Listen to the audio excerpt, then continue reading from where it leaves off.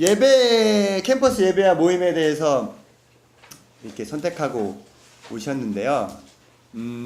자기가 캠퍼스에서 지금 현재 예배를 인도하고 있다. 손! 명! 안 해? 둘. 자매님은 왜 이렇게 들었다 왔다 들었다 왔다? 맞아요? 네. 하시고 네 분. 네. 네, 여기? 네, 했어요. 그렇군요.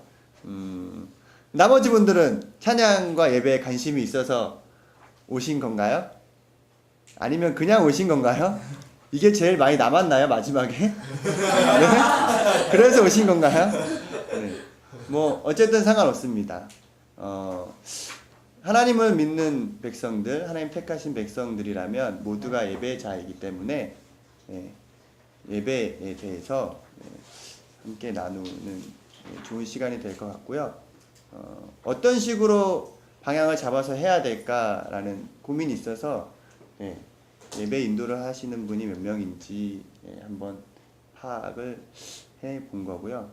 네, 알겠습니다. 그러면 나이가 1학년, 오 1학년 2명, 오 2학년, 하나 둘 셋 넷 다섯 여섯 3학년, 하나 둘 셋 넷 다섯, 좀 손대기 민망한 4학년, 오 2명, 오 4학년이에요? 동안이네. 1학년 같이 보여. 1학년 같이 보여. 네. 예배, 캠퍼스 예배에 대해서 하는데요. 예배라고 딱 하면 어떤 단어가 생각날까요? 그냥 많은 단어들이 있어요. 네.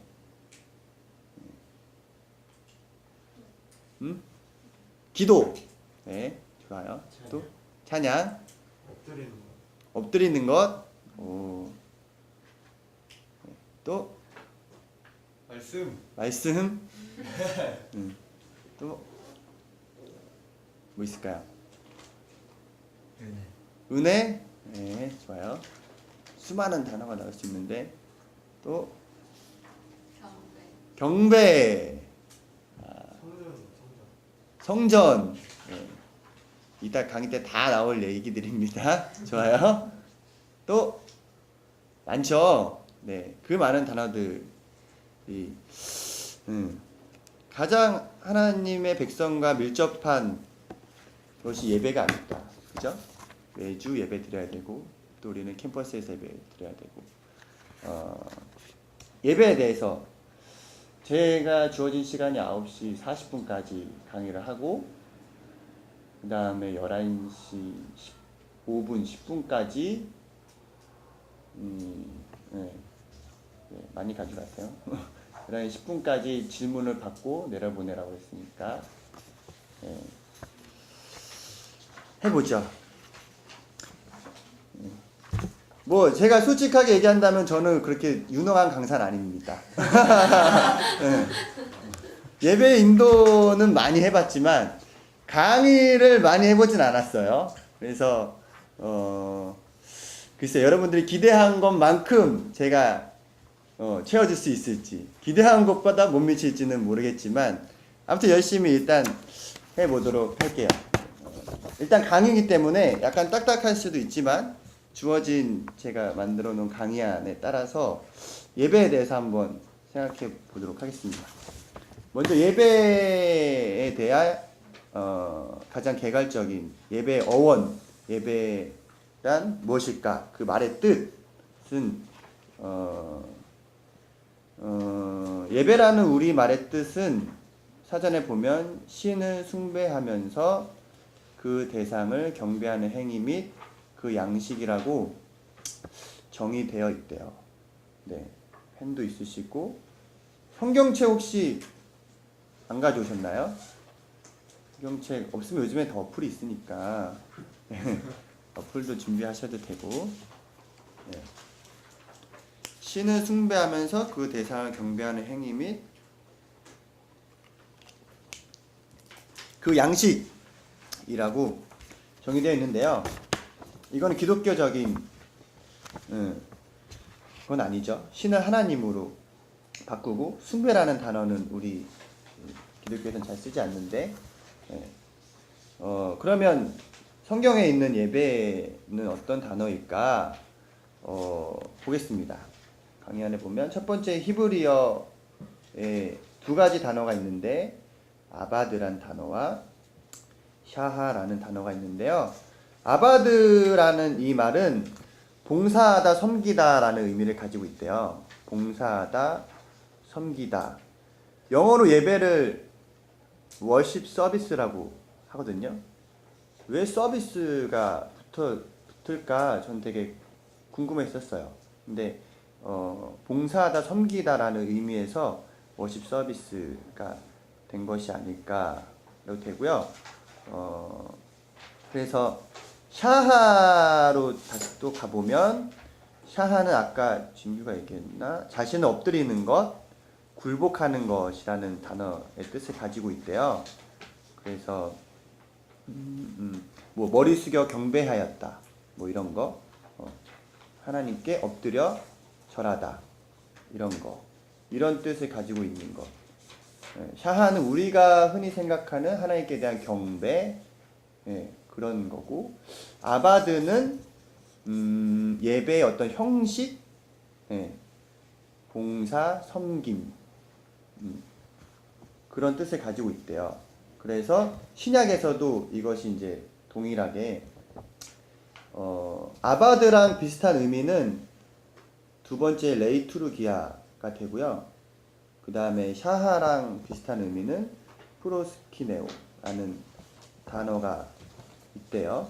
그래서 프로스키네오라는 그 단어가 어디 쓰였냐면 마태복음 2장 2절에 동방 박사들이 예수님께 왔을 때 유대인의 왕으로 나신 이가 어디 계시뇨? 우리가 그에게 경배하러 왔노라, 이렇게. 그리고 11절에 그 모친 마리아와 함께 있는 것을 보고 엎드려 아기께 경배하고, 뭐 이렇게 쓰여졌고요. 우리가 잘 아는 말씀 요한복음 4장 24절 하나님은 영이시니 예배하는 자가 영과 진리로 예배할지니라에 이 프로스키네오가 쓰였고, 레이투르기아는 로마서 12장 1절의 영적 예배, 그 다음에 뭐 누가복음 1장 23절에 보면 사가랴의 봉사가 있고요. 뭐 이렇게. 그래서 예배는 두 가지 생각해 볼 수 있는데, 형식과 그 안에 내용이 있다 라고 한번 생각해 볼 수 있고, 영어의 워십이 있죠. 워십은 고대 영어인 앵글로색스너 뭐죠 이게 아무튼 거기서 두 가지 가치와 신분의 합성어가 돼서 월스 그리고 십, 월스와 십이 합쳐져서 가치를 어떤 대상에게 돌린다라는 뜻을 가지고 있다고 합니다. 네, 가치를 어떤 대상에게 돌리다. 그래서 예배란 정리해보면 나의 모든 주권을 내려놓고 만물의 창조자이며 주권자이신 하나님 앞에 엎드려 우리가 드릴 수 있는 최상의 가치와 존경과 경의를 표하는 것이다 라고 할 수 있습니다. 예배는 우리가 드릴 수 있는 최상의 가치를 하나님께 드리는 것, 네, 그것이 예배이다. 네, 그렇게 드리고 있나요?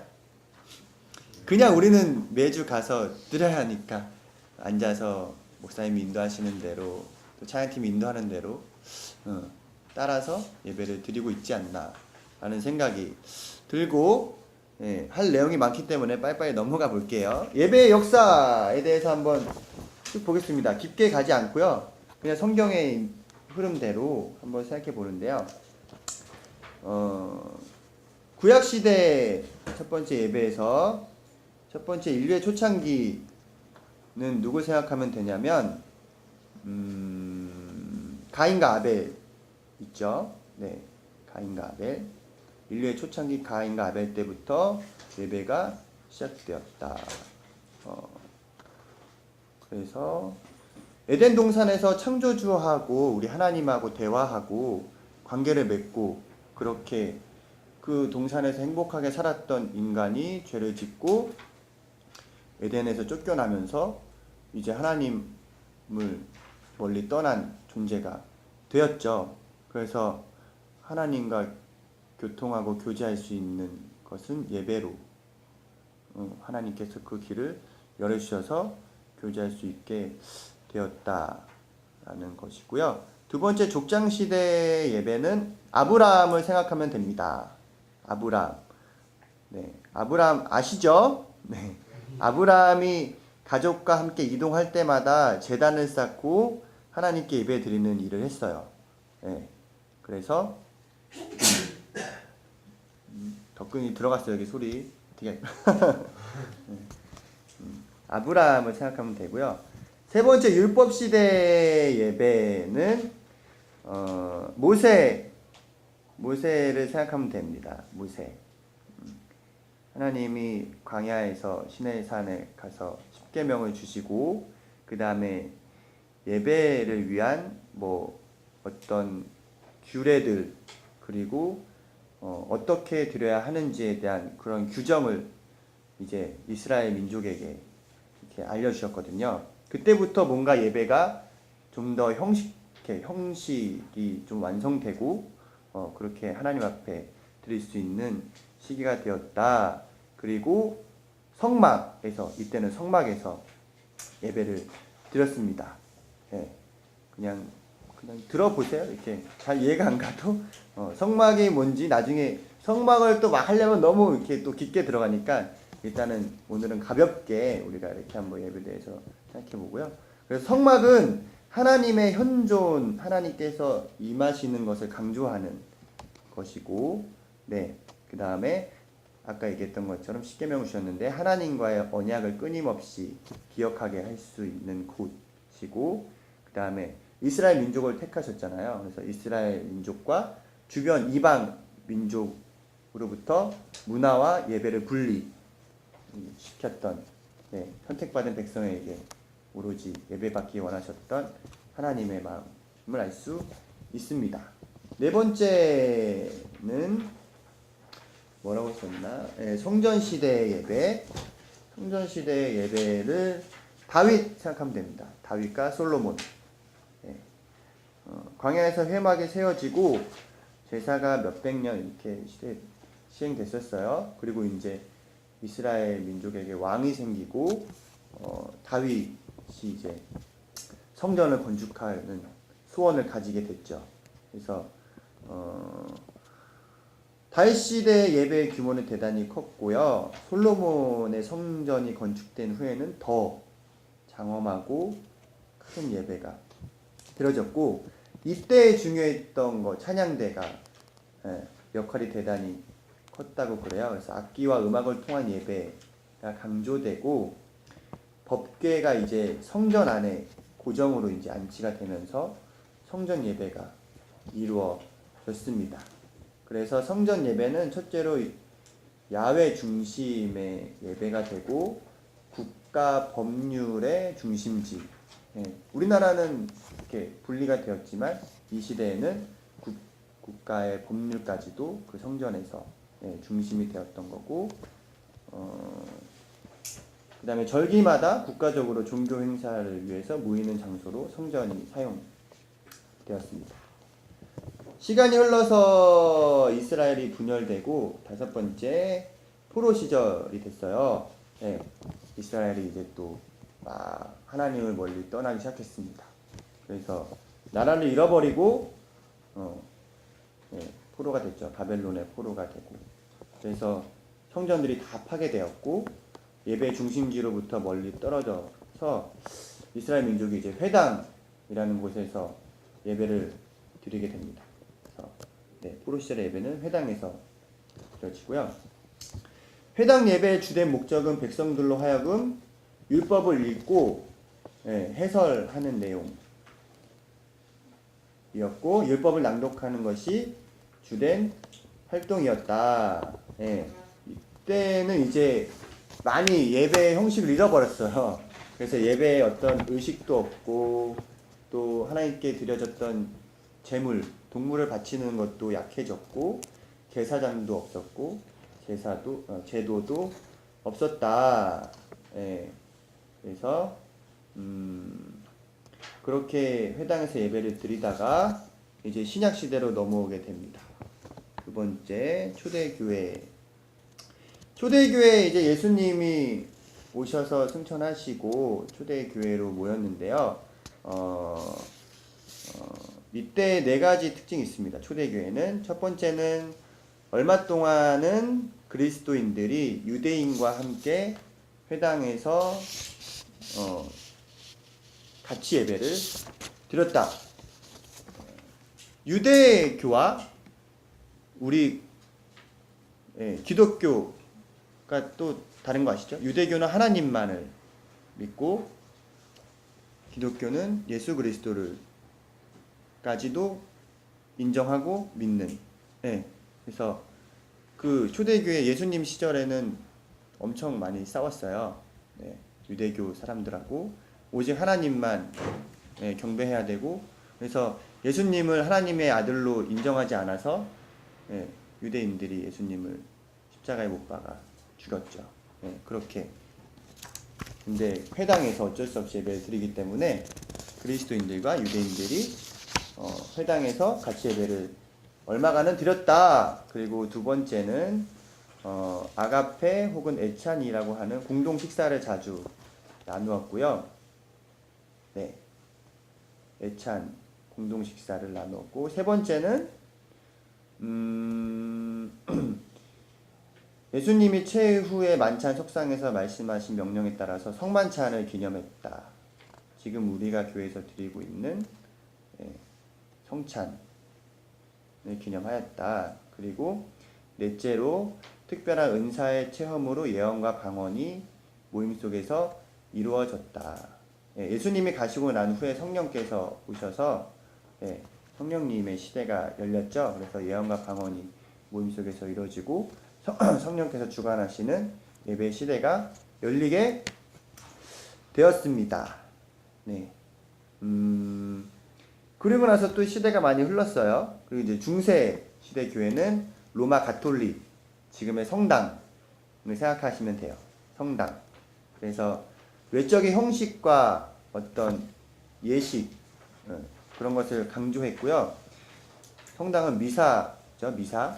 미사 제가 한 번도 가보지 않아서 모르겠지만 되게 뭔가 이렇게 조용하고 장엄하고 이렇게 하는 분위기. 그래서 문 열어요? 열어도 됩니다. 중세 시대 예배는 라틴어로 진행됐대요. 그래서 회중이 이렇게 알아들을 수 없는 말로 돼서 성직자에 의해서 그냥 연출된 하나님의 연극을 구경하는. 아주 덥네. 열까 활짝?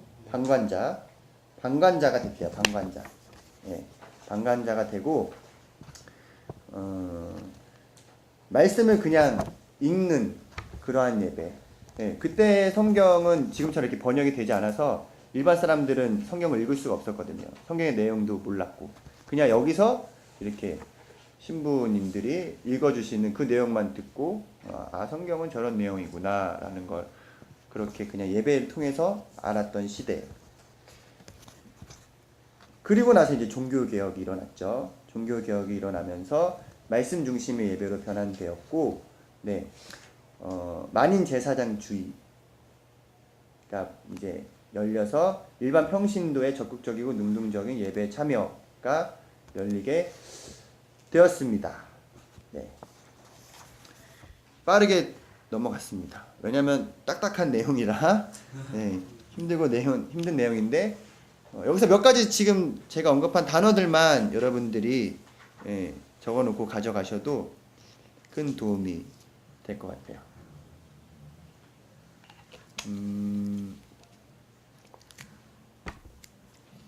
그리고 나서 3번 보면 초대교회를 중심으로 본 예배의 요소가 있는데요. 예배에는 6가지 카리스마, 케리그마, 디다케, 유카리스트, 코이노니아, 디아코니아라는 또 잘 이게 무슨 단어일까라는 이런 단어들이 있는데 사도행전 2장 42절에서 47절 한번 찾아볼까요? 사도행전 2장 지금부터 이제 성경을 많이 찾을 거예요. 준비하세요.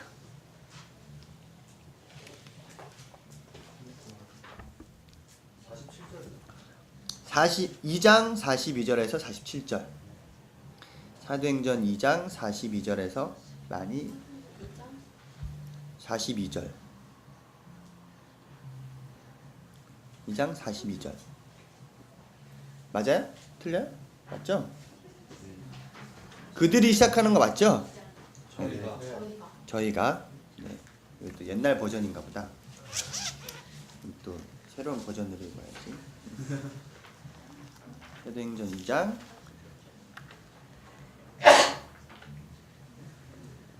42절에서 47절 아닌데? 네, 그들이가 맞는데 여러분들이 옛날 버전을 가지고 있어요. 네. 지금은 개역 개정인데 아마 개역 한글이나 그런 걸로 돼 있는 것 같아요. 아무튼 자기 성경으로 읽어봅시다. 42절에서 47절 시작.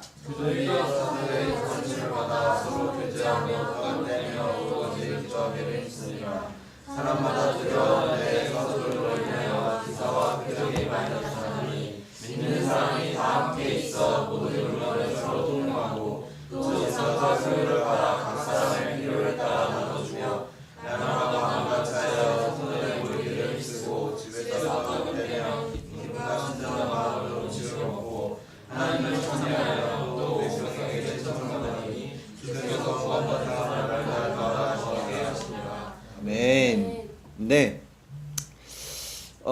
이 안에 이 6가지 요소들이 있는데요. 초대교회를 중심으로 왜 예배를 봐야 하냐면 지금의 예배 모델이 되기 때문이에요.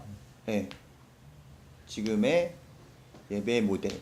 그러면 캠퍼스 예배 모델도 이러한 예배가 돼야 한다라는 것이고요. 그래서 캠퍼스 예배와 모임에는 이 6가지가 꼭 있어야 한다 라는 이유로 제가 이거를 이렇게 꼭 집어넣었습니다. 네. 그래서 첫 번째 카리스마. 우리가 생각하는 카리스마는 뭐죠? 카리스마? 네? 여기서 보스. 대열이가 카리스마 있게 생겼죠. 여기 형제님. 잘 생겼어요.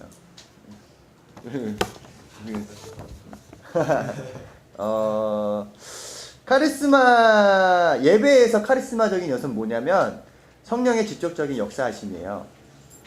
성령의 직접적인 역사하심. 네. 더 구체적으로 이야기하면 성령에 의한 찬양과 기도를 뜻한다. 네.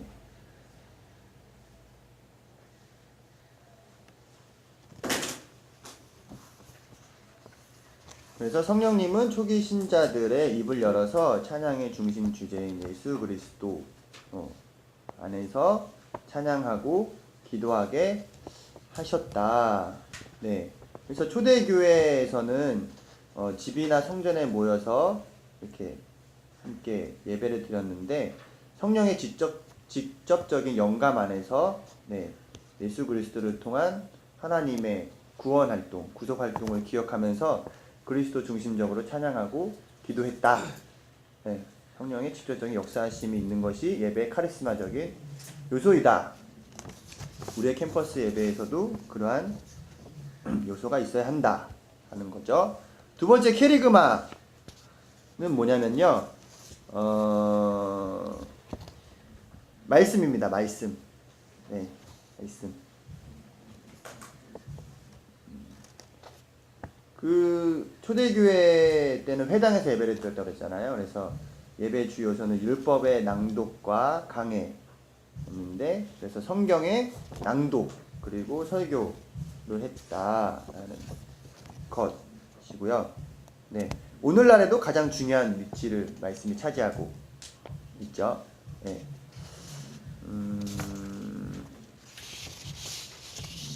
그리고 세 번째로는 디다케가 있습니다. 디다케는 뭐냐면 교훈이에요. 교훈, 가르침, 교훈. 네, 교훈.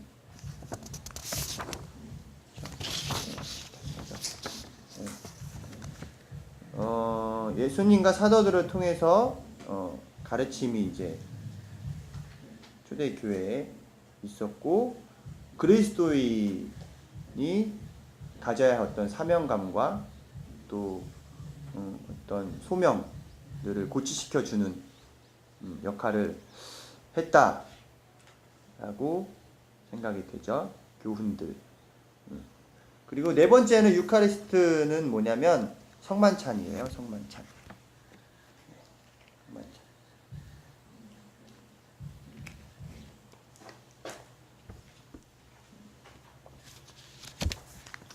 성만찬은 유카리스트란 이 원래 단어는 축복 또는 감사의 의미를 가지고 있대요.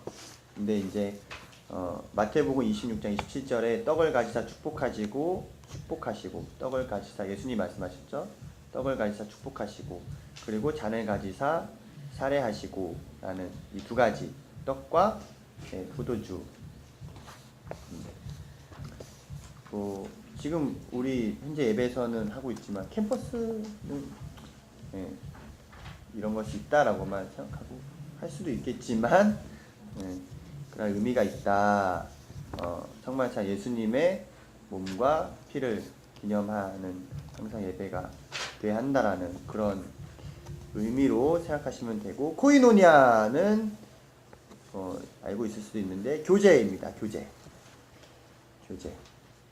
그래서 초대교회는 식탁의 나눔, 그렇죠? 그리고 아까 말씀드렸던 것처럼 서로 물건을 통용하는 어떤 초대교회의 모습들이 있어요. 교제. 그래서 저는 캠퍼스 사역할 때 이 교제를 되게 중요시, 이것만 중요시한 건 아닌데 예배를 드리고 난 후에 꼭 이 교제를 열심히 했습니다. 이것 또한 예배이기 때문에 함께 교제하고 또 이렇게 여러분들도 캠퍼스 하시겠지만 음식을 나누고 또 나가서 이제 뭐 교제하고 또 볼링도 가끔 치고 날씨가 좋으면 이렇게 호수가 있는 캠퍼스는 호수가에 앉아서 이렇게 서로 삶도 나누고 그랬던 기억이 있고, 여섯 번째는 디아코니아는 봉사 그리고 어떤 메신저라는 의미를 가지고 있는데요. 예수 그리스도를 통해서 먼저 용서와 자유를 체험하고 복음으로 변화를 받은 무리들은 하나님 나라를 위한 봉사자로 다시 서게 됩니다. 그래서 예배를 섬기는 봉사자들이 꼭 서야 되고, 그리고 세상을 향한 봉사자들이 우리가 돼야 한다. 그리스도의 메신저로 나아가서 세상의 빛과 소금이 되어 영향력을 끼치는 우리가 돼야 한다라는 거죠. 그래서 섬기는 자로 화해와 용서의 복음을 세상 속으로 들고 세상 속으로 파송을 받게 됩니다. 그것이 그리스도 대사 케모의 정체성이 아닐까. 이렇게 6가지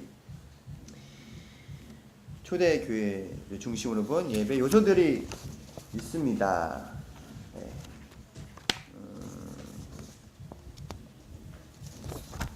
캠퍼스 모임을 어떻게 하고 있어요? 궁금하네. 우리 국민대 최소담 자매님 몇 명 정도 모여요? 8명. 10명. 네.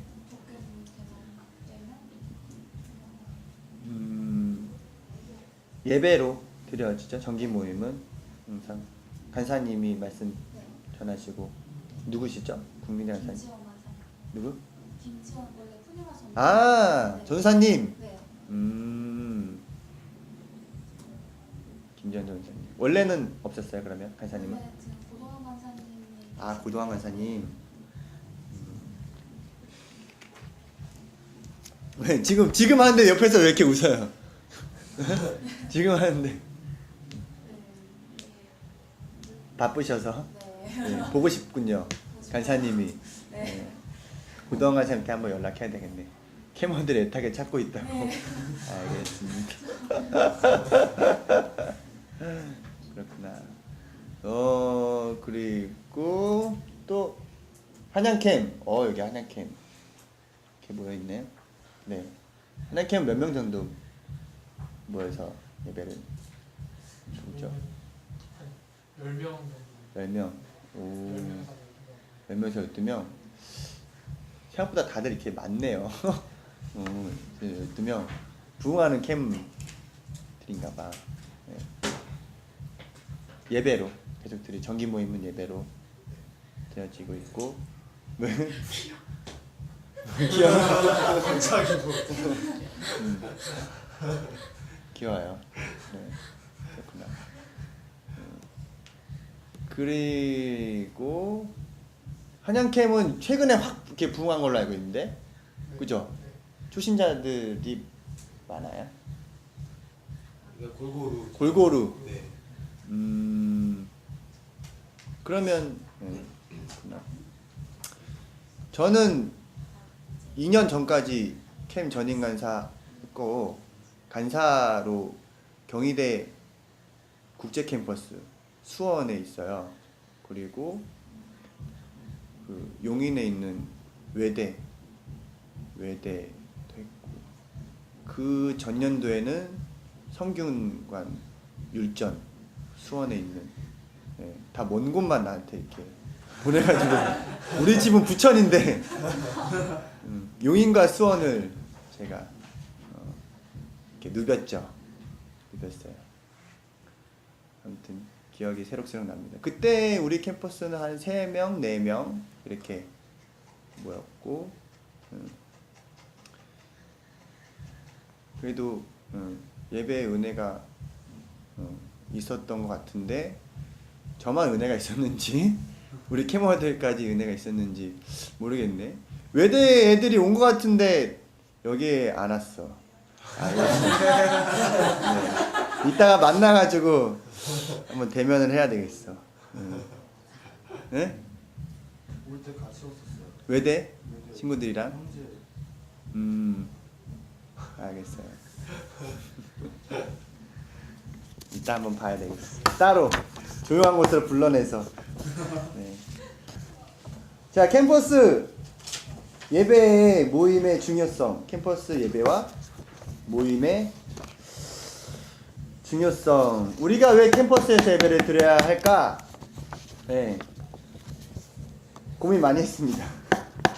캠퍼스에서 이렇게 다 우리가 항상 드려지는 예배인데 이걸 어떻게 우리 지체들에게 설명을 하고 내 안에 하나님 주셨던 마음을 어떻게 이야기할 수 있을까 해서 고민을 많이 했는데요. 잘 전달이 될지 모르겠네요. 첫 번째는 하나님은 캠퍼스에서 예배받기를 원하십니다.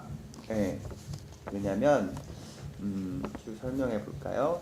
앞에서 확인했듯이 예배는 끊임없이 변했죠. 변모되어 왔는데 변하지 않는 것이 있다면 예배의 본질입니다. 예배의 본질은 뭐냐면 예배의 대상이신 하나님이 계시고, 그리고 예배자로 부름을 받은 우리, 그리고 우리의 또 예배의 자세는 변할 수가 없습니다. 우리의 마음가짐은 변할 수 없다는 거죠. 그리고 예배는 하나님께서 베풀어 주신 잔치라는 거예요. 그리고 예배 주체자는 하나님이시고 우리는 참여자이고, 그래서 참여자인 우리가 베풀어 주신 하나님의 그 마음을 알아야 하는 것 같아요. 하나님께서 원하시는 것이 무엇인가? 하나님께서 받으시기 원하시는 것은 무엇인가? 그리고 하나님이 기뻐하시는 것은 무엇인가? 네. 이스라엘 백성들이 하나님을 우선하지 않고 자기 자신의 입장에서 예배를 드릴 때 하나님은 그 예배를 받지 않으셨습니다. 호세아 4장 6절 한번 찾아볼까요? 호세아가 어디 있을까? 호세아가 어디 있을까요? 요즘엔 성경 어플이 좋아서 그냥 찍으면 나오죠. 네. 호세아 4장 6절. 호세아 4장 6절. 네. 호세아 4장 6절. 찾았죠? 네, 제가 읽을게요. 내 백성이 지식이 없으므로 망하는도다. 내가 지식을 버렸으니 나도 너를 버려 내 제사장이 되지 못하게 할 것이요. 내가 내 하나님의 율법을 잊었으니 나도 내 자녀들을 잊어버리리라. 이 호세아 시대는 아까 이야기했던 것처럼 이제 포로 시대가 되기 전, 네, 마지막 이스라엘 민족이 이제 끝판을 달리고 있을 때, 네, 타락해서 더 이상 하나님에 대한 예배를 드렸지만 형식만 있고 내용은 없었던 그런 시절 그냥 그렇게 드려서 하나님이 이렇게 말씀하신 거예요. 그래서 6장 6절을 또 찾아볼까요? 호세아 6장 6절. 그러나 이스라엘 백성에게 하나님은 이렇게 말씀하십니다. 호세아 6장 6절 시작. 나는 인내를 원하고 제사를 원하지 아니하며 먼저보다 하나님을 하는 것을 원하노라. 네. 하나님이 예배를 원하지 않고 그 예배보다 하나님을 아는 것을 원한다 라고까지도 이야기하셨어요. 네. 지금의 그대로 적용시키면 안 됩니다. 이 말씀 묵상하다가 하나님이 예배보다 더 우선하는 것이 하나님을 아는 것이다. 이때는 이때 상황에 맞게 하나님이 하나님을 알지 못했던 이스라엘 백성에게 내가 하나님을 아는 그것이 중요하고 하나님을 마음에 합한 예배를 드려야 한다라는 걸 강조하기 위해서 이렇게 말씀하셨던 거죠. 그래서 하나님이 주인이 되는 예배란 하나님의 마음에 합한 예배입니다. 하나님의 마음에 합한다는 것은 하나님의 관심이 어디에 있는지 알고 그 관심에 맞게 예배한다는 것입니다. 하나님의 관심에 대해서 우리 인간은 오해할 때가 많이 있습니다. 네, 오해할 때가 많이 있어요. 그런 것 같아요. 그런 것 같죠? 하나님의 뜻이 어디 있을까? 우리의 생각으로 자꾸 판단하고 생각할 때가 많은데 창세기 4장 1절에서 5절 또 찾아볼까요? 창세기 4장 1절에서 5절.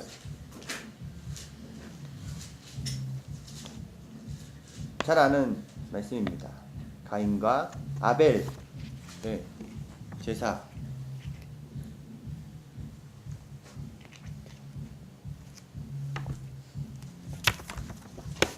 창세기 4장 1절에서 5절 제가 읽을게요.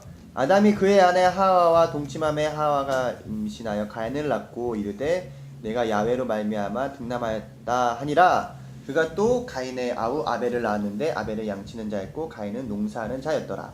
세월이 지난 후에 가인은 땅의 소산으로 제물을 삼아 야훼께 드렸고 아벨은 자기도 양의 첫 새끼와 그 기름으로 드렸더니 야훼께서 아벨과 그의 제물은 받으셨으나 가인과 그의 제물은 받지 아니하신지라. 가인이 몹시 분하여 안색이 변하니. 네, 하나님이 가인의 제사를 왜 받지 않으셨을까요? 이걸로 목사님들이 설교도 많이 하시고 묵상도 많이 했을 내용인데 왜 제사를 받지 않았을까? 영민아. 하나님이 지금 이제 제물을 드리는 것이 가인과 아벨의 그 차이가 믿음에 있지 않나. 믿음에 제물을 드리는 믿음. 어떤 믿음으로 드렸는지에 따라서 음. 받으시고 안 받으시고. 가인은 어떤 믿음이었고 아벨은 어떤 믿음이었을까요?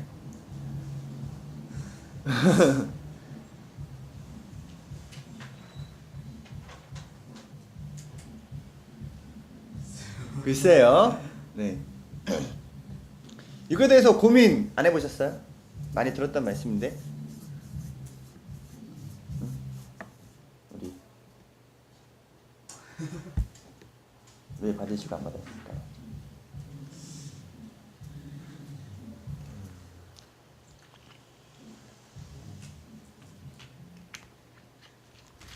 마음의 문제가 있지 않았을까? 마음에 네. 가인의 음. 아벨보다 좀 음. 중심을 벗어난 마음을 가지고 있지 않았을까? 중심을 벗어난 벗어난 마음. 마음을 가지고 있지 않았을까? 중심이라고 하면 하나님 예. 을 벗어난 마음이었다. 아벨은 하나님께 온전히 드렸던 마음이었다. 마음 이야기 했던 것 같아요. 또 다른 의견 있으신 분?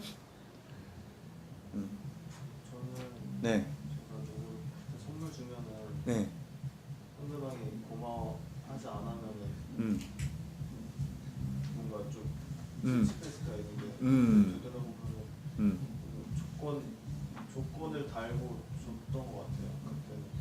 그러니까 정말 주고 싶어서 조건 없이 줬으면은 상대방이 뭐 어떤 반응을 보여도 주는 것 자체가 즐거운데 보니까 가인이 하나님 이걸 안 받았다고 되게 분했다고 네, 그런 거 보고서 느낀 게 그냥 주는 것 자체를 기쁨으로 주지 않았던 것 같아요. 뭔가 조건적으로 줬던 것 같아요. 네, 객관적으로 네, 좋습니다.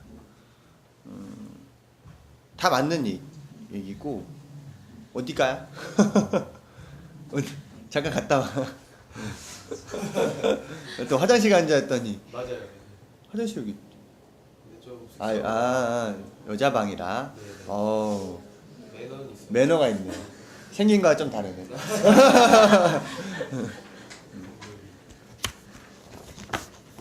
그 여러 가지 해석이 있어요. 예, 맞는 뭐 다 신학자마다 저마다 다른 해석들을 하고 있고 성경에는 히브리서에 이제 이 내용이 대해서 언급을 하죠. 히브리서자가 11장 히브리서 11장 4절에 보면 히브리서 11장 4절에 보면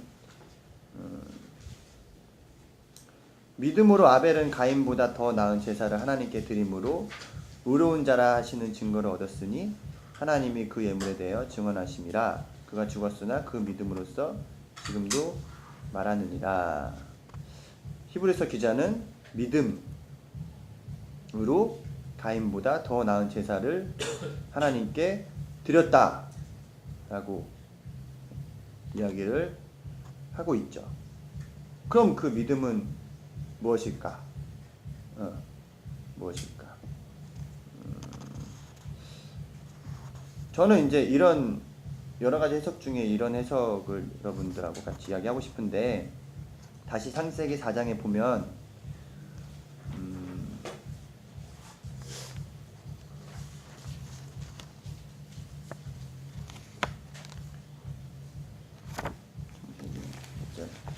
초이스로 표시하네.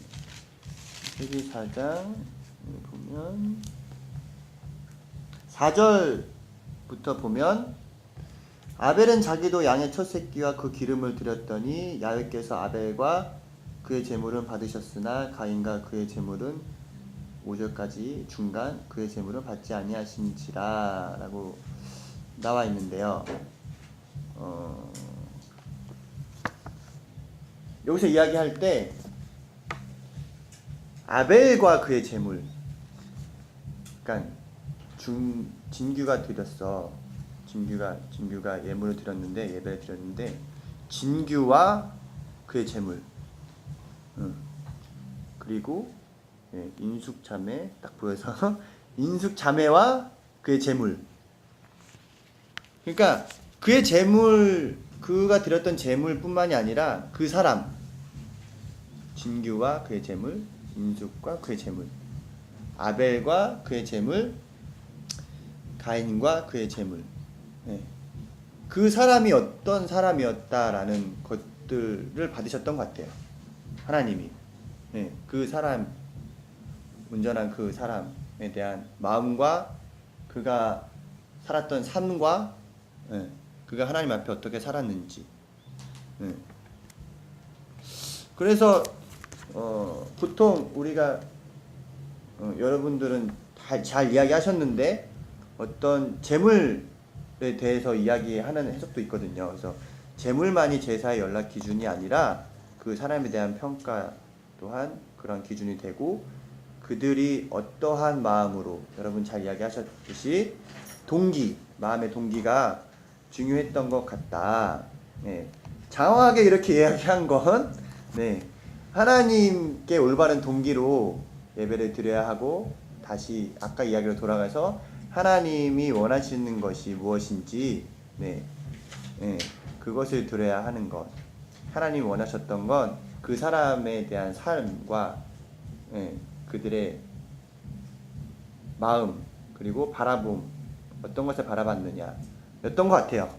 네. 그래서 다시 지금 우리 이야기로 돌아와서 하나님은 무엇을 원하시느냐 예배하는 자들을 찾으시죠. 그래서 잘 아는 말씀 요한복음 4장 23절 이거 외울 수 있지 않나? 네. 예배자라면 이거는 외워야 돼요. 요한복음 4장 23절 아버지께 참되게 예배하는 자들은 영과 진리로 예배할 때가 오나니 곧 이때라 아버지께서는 자기에게 이렇게 예배하는 자들을 찾으시느니라. 네. 이 말은 자기에게 이렇게 예배하는 자들을 찾으신다라는 이 말을 하나님이 예배하는 자들에 관심 있다라는 말로 바꿀 수 있죠. 그리고 제가 곰곰이 생각해봤어요.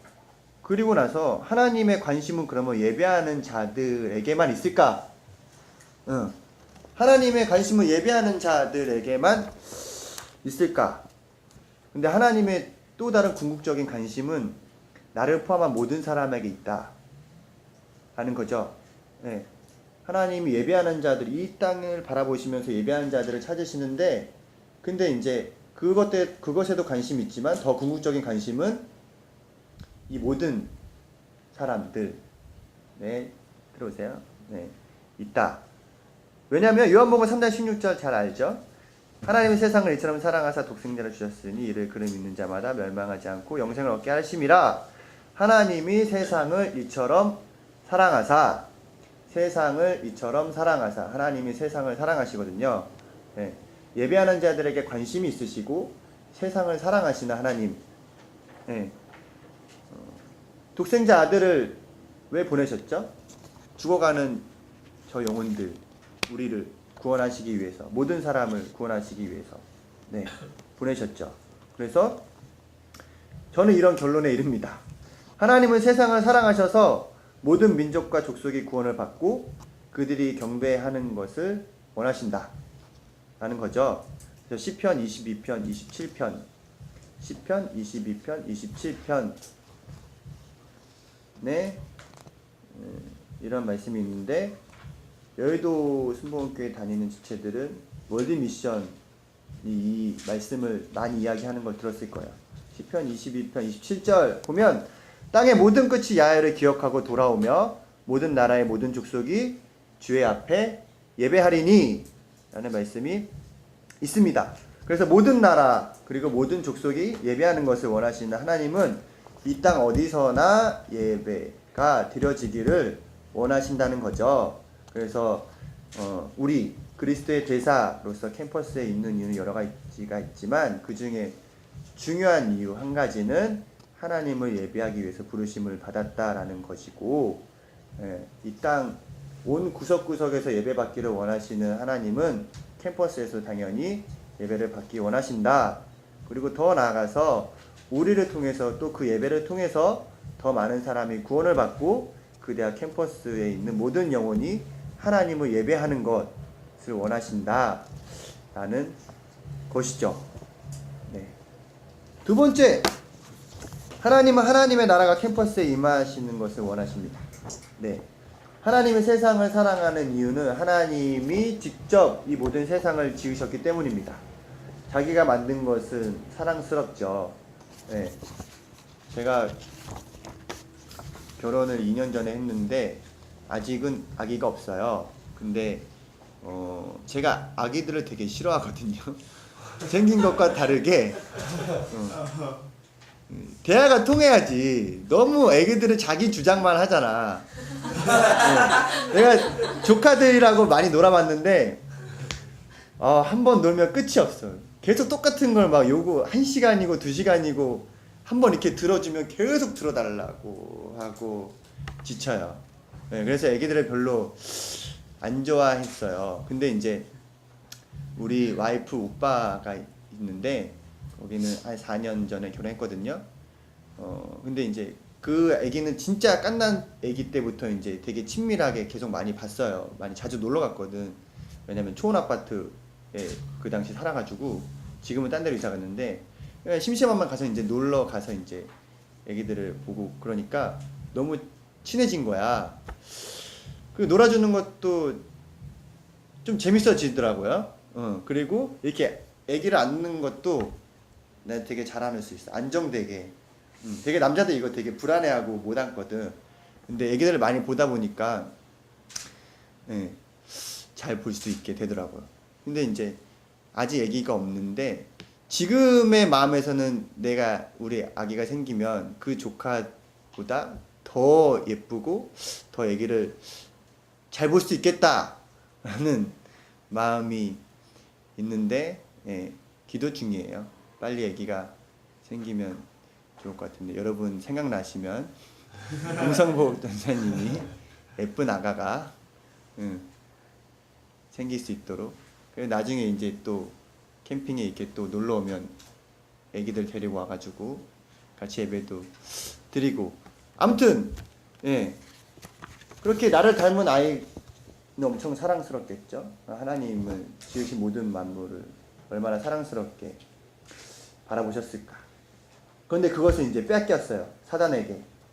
인간이 타락함으로 사단이 이 세상의 공중권세를 잡게 되었죠. 그래서 그것을 빼앗기고 되찾고 싶은 마음이 얼마나 간절하셨을까라는 생각이 들었습니다.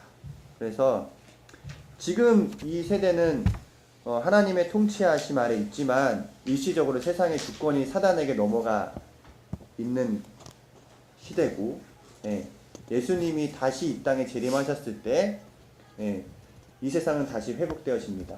하나님의 나라로 다시 회복되어지지만 그 전까지는 사단의 주권하에 있는 이 세상에서 하나님의 나라가 임하는데요. 하나님의 나라는 하나님을 믿는 백성들에게 임하게 됩니다. 누가복음 17장 20절에서 21절에 보면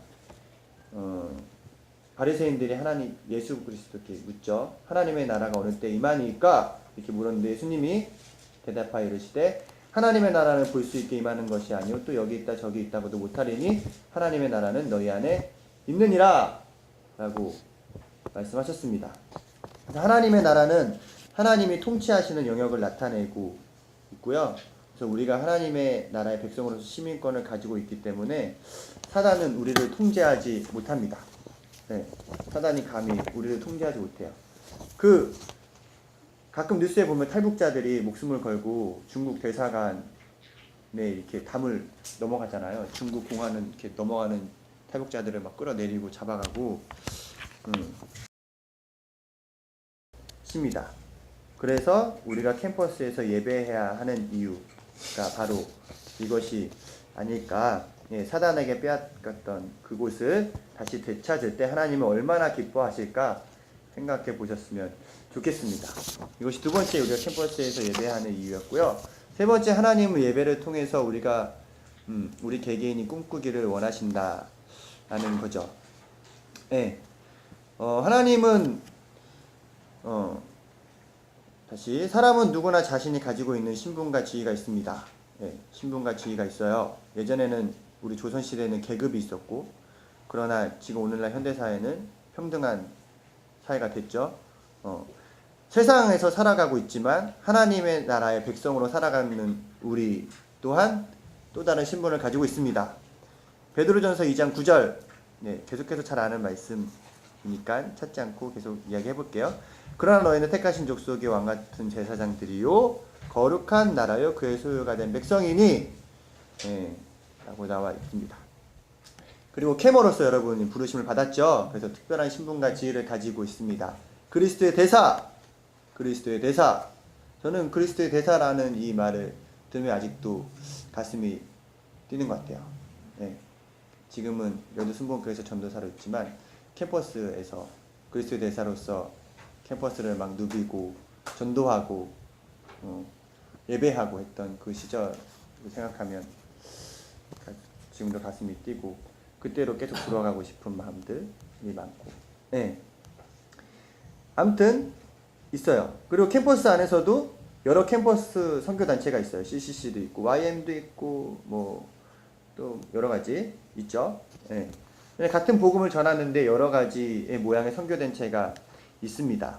제 생각은 하나님은 각각 선교단체를 통해서 조금씩 다른 모양으로 똑같은 사명을 이루기 위해서 이렇게 세워주시지 않았을까. 예, 복음과 선교라는 공통의 비전은 있지만 이것을 실천해 가는 데 있어서 조금씩 다른 방향으로 하나님은 그 선교단체를 사용하신다. 캠은 어떤 정체성을 가지고 있는가. 의외로 이거를 모르는 캠어들이 많아요. 캠은 어떤 정체성? 그리스도의 대사로서 오순절적 성령운동을 통해 대학과 세계의 하나님의 나라를 확장하는 곳이 캠입니다. 오순절 성령운동이 빠질 수가 없죠. 키포인트죠. 그리고 대학과 세계의 하나님의 나라를 확장하는 곳입니다. 네. 캠의 주제 말씀 사도행전 1장 8절 꼭 알아두시기 바래요. 네. 제가 알기로 그 얼마 전에 캠 학생회 홈커밍데이가 있어서 갔어요? 갔죠? 못 갔어? 거기서 오직 성령이 너에게 임하시면 너희가 권능을 받고 예루살렘과 온 유대와 사마리아 땅까지 이르러 내 증인이 되리라. 이 말씀이 어디에 있냐라는 이 뭐 퀴즈가 있었나봐. 근데 거기서 틀리는 사람이 진짜 많았대. 사도행전 1장 8절인데 OX 퀴즈였는데 이 말씀은 사도행전 8장 1절에 있다. 이렇게 문제를 냈는데 많이 틀렸다라고 들었거든요. 네, 이거 꼭 기억하시기 바랍니다. 사도행전 1장 8절. 네. 그래서 하나님은 예배에 임하셔서 그분의 뜻을 말씀하시고 뜻을 전하시죠. 그래서 그리스도의 대사로 살아가기를 원하지 않는다면 캠퍼스 예배에 나오지 말아야 합니다. 그렇죠? 네, 그래서 그리스도의 대사로 살고 싶다면 목숨 걸고 캠퍼스 예배에 나와서 하나님의 뜻을 계속 발견하고 그 예배를 통해서 우리의 정체성을 확인해야 하고 더 큰 꿈을 꾸어야 합니다. 네. 더 큰 꿈을 꾸시기 바랍니다. 여러분들은 평생의 그리스도의 대사로서 살아가는 사람들이거든요. 그래서 대학과 세계에 하나님의 나라가 임하게 하는 사람들이라는 정체성을 가진 것 같아요. 네. 왜 세계가 있었을까?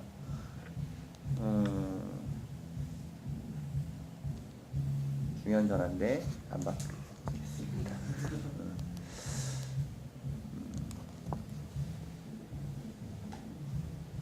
오케이, 다시 돌아와서, 네. 그리스도의 대사는 캠퍼스에서만으로 부르심을 받은 것이 아니고요, 세계에 하나님의 나라가 임하게 하는 것으로 부르심을 받았습니다. 비전을 받고 꿈을 꾸기 바랍니다. 저도 세계를 향한 꿈이 있습니다. 네, 하나님이 주셨습니다. 캠에서 발견하였습니다. 캠에서 훈련 받을 때, 제가 한세캠이 있었는데요. 1학년 때 이제 얼떨결에 캠 모임을 인도하라고 그랬어요. 그래서 캠퍼스 모임을 인도하게 됐는데 저는 찬양 사역에 대한 마음이 처음부터 전혀 없었습니다. 그리고 찬양 사역을 한 번도 해보지도 않았고 중고등부 때는 그냥 평반이었어요. 평반에서 봉사도 안 하고 있다가 이제 캠에 1학년에 들어갔고 거기서 이제 선배님들을 만나고 근데 이제 고등학교 때 어떤 선배가 기타를 가르쳐 줘가지고 기타를 배우게 됐고 한 2년 동안 이제 기타를 열심히 치니까 너무 재밌는 거예요. 찬양하는 게 너무 좋았어요. 죄송해요. 이거 받아야 될 것 같은데 네, 잠깐 쉬세요. 네. 네. 어디냐고요? 여기요? 캠 수련하는데요. 그래요. 아, 몰라요? 목사님 아시던데?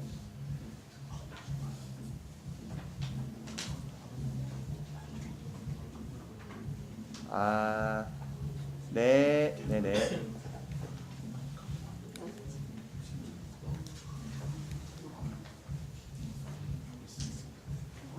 중요한 전화였어요. 국장님이 날 찾았어. 왜 찾았지?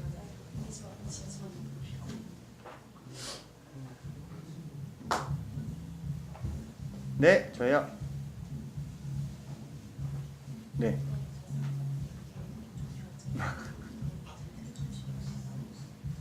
네, 주세요. 네. 중요한 전화기 때문에 잠깐 올려놓고 통화가 안 됐어. 어디까지 얘기했죠?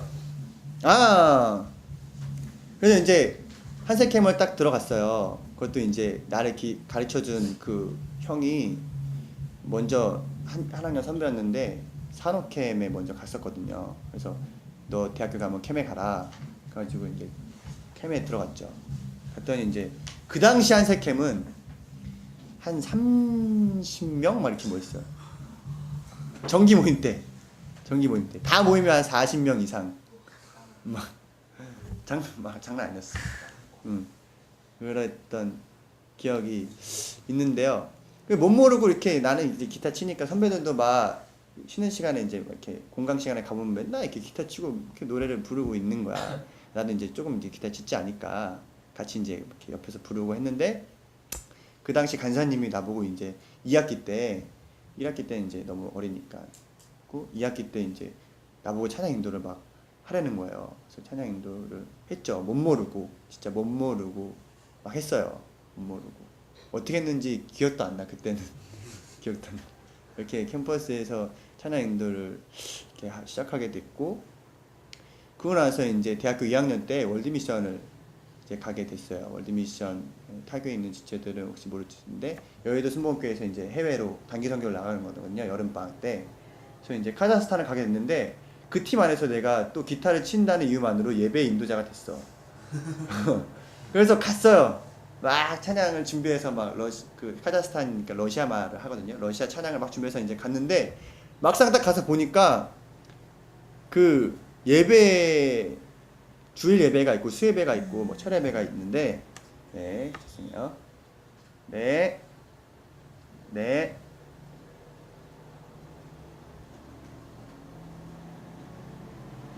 네, 목사님. 네네.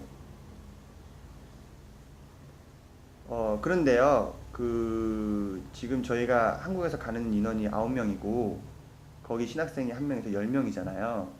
그래서 10명은 단체로 등록할 수가 있거든요. 그러면 50달러씩 그 할인이 돼서, 지금 제가 그쪽 또 순복음교회에다 일단 얘기를 해놨거든요. 그룹으로 등록을 해달라고. 네네. 그래서 일단 그쪽에서 제가 얘기해놔서 오늘 연락 받기로 했거든요. 연락 오면 다시 또 정리해서 네, 말씀드리겠습니다. 네네. 네네네. 네네. 네. 네. 네네네. 네. 네. 네, 네. 알겠습니다. 네, 네. 네.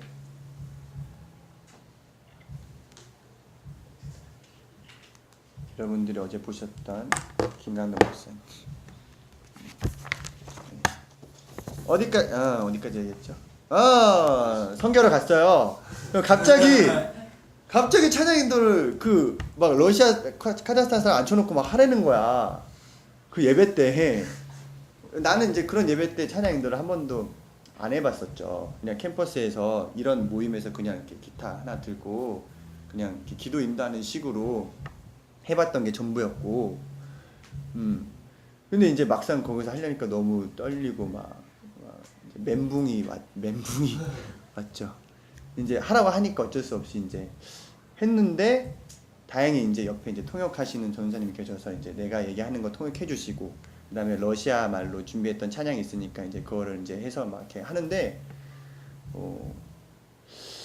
이전까지 경험하지 못했던 하나님께서 함께 하신다라는 그런 마음, 그리고 예배자로서 그 통로로서 사용받는 그 기쁨을 알게 된 거예요. 제가 그때 예배 그러고 나서 하나님을 단해서 찬양하는 것이 이러한 경험이고 이러한 기쁨이 있고 이렇게 하는 거구나라는 마음을 이제 가지고 그렇게 찬양하고 싶다라는 소원이 생겨서 이제 캠 두나미스에 2학년 2학기 때 이제 멀미 갔다 와서 바로 등록을 이제 신청을 하고 면접을 보고 이렇게 해서 그때부터 이제 두나미스를 하게 됐죠.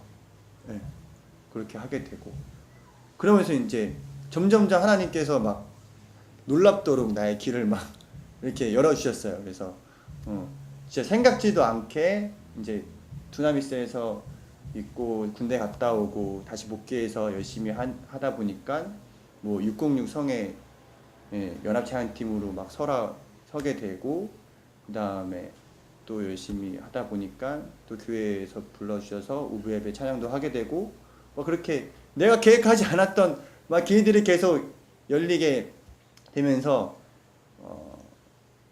찬양에 대한 마음들을 하나님께서 부어주시고 세계를 향한 비전들을 발견하게 해 주셨던 것 같아요. 그래서 여러분들도 캠퍼스에서 예배하는 것 소홀하게 여기지 마시고 그 안에서 주신 하나님의 마음들을 붙잡고 더 큰 꿈을 꾸라고 갑자기 마음 써서 얘기하게 됐고요. 네 번째, 시간이 많이 갔는데 빨리 해보도록 하겠습니다. 예배를 통해서 우리와 특별한 관계를 맺기 원하신다.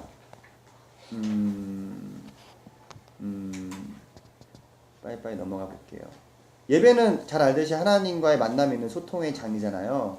그래서 교제하기 위해서 만들어 두신 통로고, 어떤 사람은 예배를 하나님과의 데이트라고도 표현을 하더라고요. 데이트 많이 해보셨어요? 데이트. 자, 애인 있다. 나는 애인 있다. 빨리 손. 둘밖에 없어? 여기 있고, 없어? 그리고 나머지 없어? 나머지 없대. 잘 보세요. 잘 보세요. 나머지는 없대. 나머지 없으니까 이 안에서 좀 잘 눈여겨보시다가 좋은 관계가 될지 어떻게 알아? 데이트 저는 많이 저는 이렇게 자연으로 산으로 들로 이렇게 다니는 걸 좋아해서 여행도 많이 다니고 했는데, 그런 장소들이 되게 많이 추억이 되는 것 같아요. 나중에 이제 결혼하고 보니까 그렇게 우리 또 갔었을 때 우리 여기서 이런 추억이 있고 또 저기서 이런 추억이 있고 그런 추억들이 쌓여 있는 것 같고, 뭔가 우리들만의 특별한 장소가 되고 저기서 이런 추억이 있었는데 라는 경험들이 되어지는 거죠. 동일하게 캠퍼스에서도 하나님과의 데이트 시간들이 예배인데, 그러면 이 캠퍼스에 드리는 예배도 하나님과의 진한 추억이 되어지는 장소가 된다는 거죠. 그렇게 추억이 많아지게 되다 보면 점점점 하나님을 더 많이 알아가게 되고, 나중에 그러한 경험들과 또 추억들이 모여서 우리의 믿음이 되어지는 것 같아요. 그렇기 때문에 아까도 이야기했던 것처럼 예배는 하나님이 받으실 가장 최고의 존경과 가치와 찬양을 드린다는 것인데요.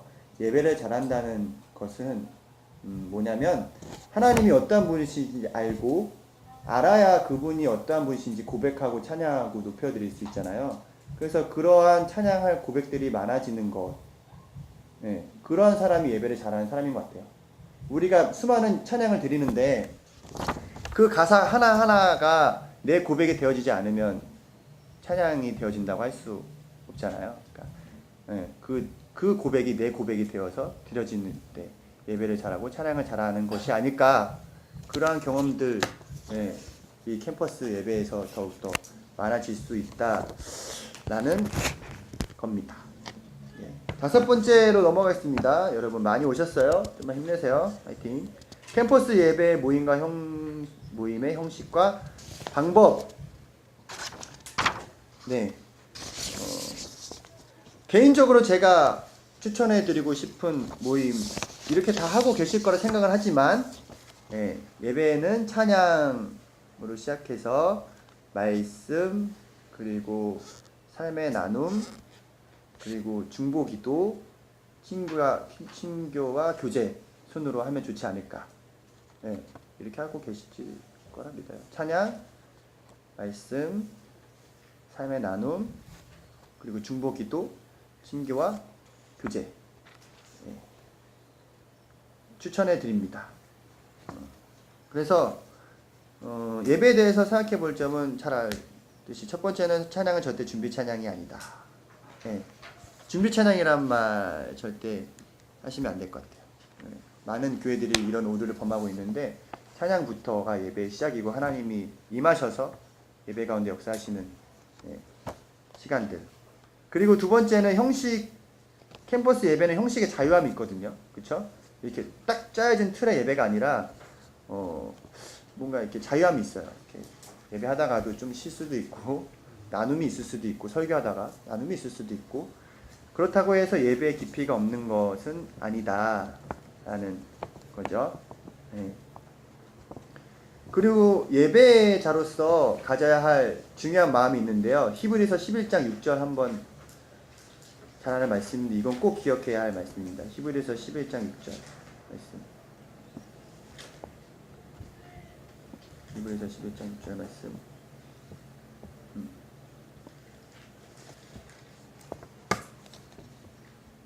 다 찾으셨죠? 함께 읽겠습니다. 시작. 믿음이 없이는 하나님을 기쁘시게 하지 못하나니 하나님께 나아가는 자는 반드시 그가 계신 것과 또한 그가 자기를 찾는 자들에게 상 주시는 이심을 믿어야 할지니라.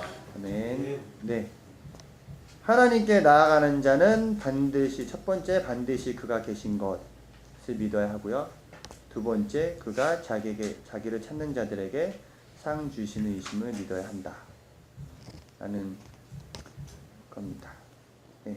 물론 예배는 하나님께 우리의 모든 것을 다해서 드리는 것이 예배입니다. 무엇을 받기 위해서 드리는 것은 아니에요. 그것이 주객이 전도되면 안 되지만, 네, 분명히 예배 가운데 하나님 오셔서 우리에게 상 주시는 하나님이시라는 것. 네. 그래서 캠퍼스 예배에서도 자유하게 예배가 드리지만 하나님께서 온전히 다스리시고 함께 하셔서 우리에게 은혜를 주시고 하나님의 역사가 있고 치유가 있고 회복이 있는 예배가 된다라는 것이죠. 기대하시기 바랍니다. 네. 세 번째, 예배는 캐머 우리 자신이 만들어가는 것이다. 예배는 결코 수동적이지 않습니다. 네.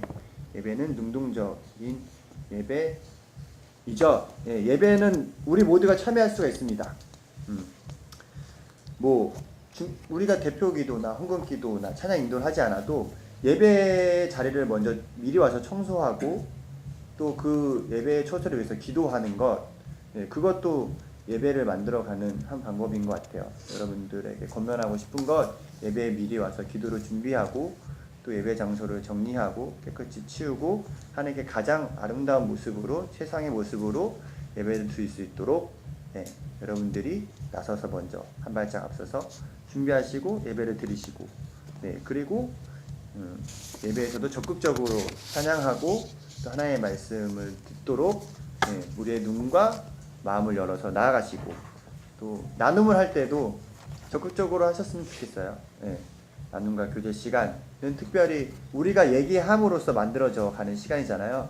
그래서 우리의 삶을 진솔하게 나누고 기도 제목을 나눠서 삶을 공유하고 또 서로 기도할 수 있도록, 네, 그래서 예배는 우리에 의해서 드려지는 것이다라는 것까지 생각해 봤습니다. 네.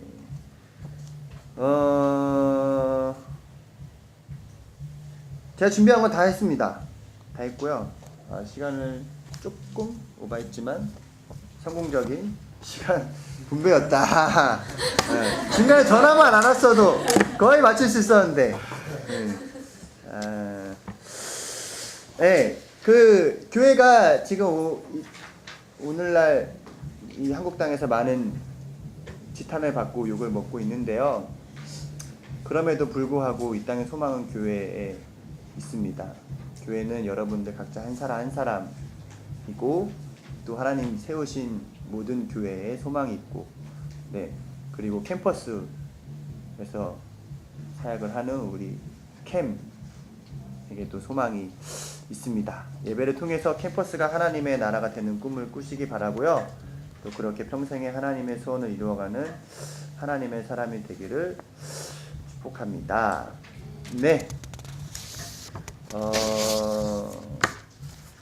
질문 받는 시간입니다.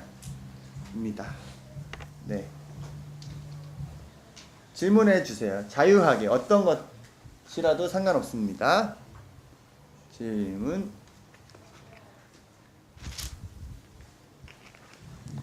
사적인 질문도 괜찮습니다. 네. 질문. 예배와 관계되지 않은 것도 괜찮습니다. 네.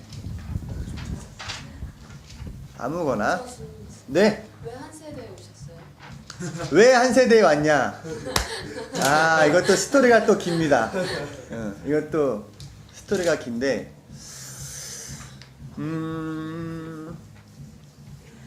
제가 이제 지금은 이렇게 많은 사람 앞에 서서 이제 예배하고, 찬양을 인도하고 있는 자리에 있지만, 진짜 되게 소심하고, 저 트리플 A거든요.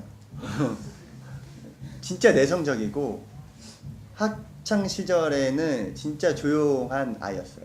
네. 이렇게 선생님들이 뭐 시키려고 하면 완전 이렇게 숨고, 그랬던 아이였죠. 그랬던 아이였고 별로 이렇게 그 당시에는 꿈이 별로 없었어요. 내가 뭘 하고 싶다에 대한 그런 마음이 별로 없었던 것 같아요. 네. 그래서 공부를 하긴 했지만 내가 뭘 해야 될지에 대한 고민들이 항상 있었고, 그냥 그런 막연한 거 있잖아. 선생님이 되고 싶다, 뭐 아니면 그냥 뭐 공무원이 되고 싶다, 그럼 뭐 이런 정도? 네. 이런 정도가 있었는데, 그래도 이제 고3이니까 어쨌든 열심히 해야 되잖아요. 대학 가기 위해서 열심히 공부했어요. 결론적으로 말하면 한 세대는 점수에 맞춰서 간 겁니다. 근데 이제 제 점수가 한 세대보다 더 높이 갈 수 있는 점수였었어요.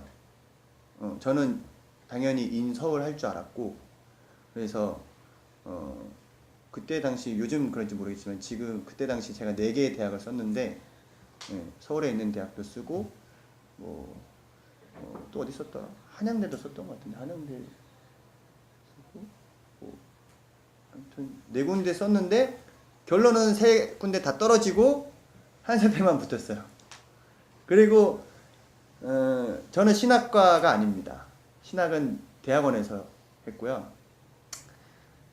점수 맞춰서 갔기 때문에 인문사회학부, 제가 이제 또 인문계열 시험을 봐가지고 그냥 갔어요. 그러니까 그때 당시 2001년도 한 세대에는 인문사회학부 안에 경영, 사회복지, 관광학과, 경찰행정, 연관도 없는 이 4개 학과를 묶어놓고 그냥 인문사회학부라고. 그냥 한 세대가 이제 98년도부터 이제 정규 일반 대학으로, 그 전까지 신학대학이었고 종합대학으로 이제 98년도에 바뀐 거거든요. 3년, 그 뒤로 3년밖에 지나지 않아서 지금은 이제 더 많이 발전했지만 그때 당시에는 진짜 미비했었죠. 그래서 이제 그 안에서 뭘 해야 할까 되게 고민을 많이 했어. 경영, 사회복지, 경찰행정, 관광학과. 관광학과를 할까? 노는 게 자연을 너무 좋아하니까. 근데 일단은 막 부모님이 그래도 경영을 해야 하지 않겠냐. 그래서 1학기에는 경영학과 이제 수업을 들었어요. 1학년 1학기 때는. 근데 막 너무 막 어렵고 수학이 또 막 나오는 거야. 그죠? 나는 수학 싫어서 고등학교 때 자연계 반이었는데 인문계 시험을 본 거거든. 근데 막 수학이 나오고 이건 안 되겠다. 근데 이제 제가 고등학교 졸업하면서 우리 교회 친구들과 함께 그 선생님의 권유로 봉사활동을 시작했거든요. 복지관에서.